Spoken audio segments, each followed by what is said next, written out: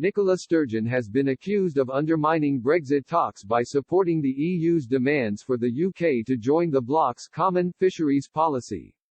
The First Minister insisted Scotland wants to return to the EU during the SNP conference on Monday.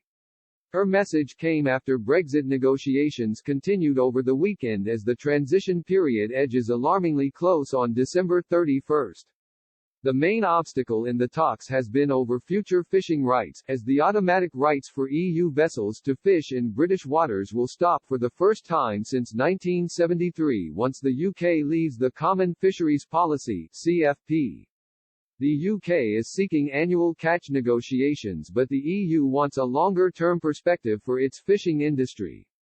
Scottish Conservative Party leader Douglas Ross has criticised the SNP leader for undermining Brexit talks at such a crucial stage for her own agenda.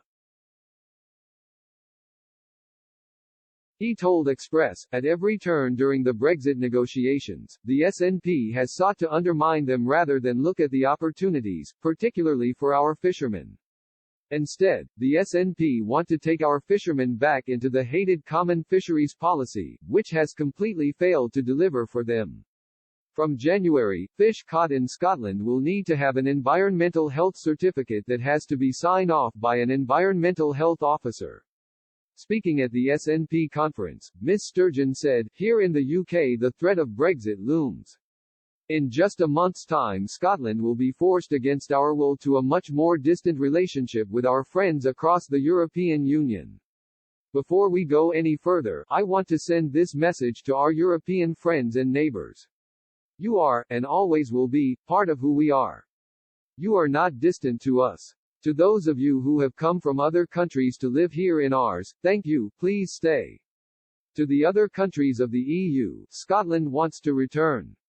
And we hope to do so soon, as an independent member state." SNP ministers also sparked outrage back in September after they told the EU that the UK must soften its position on fishing rights.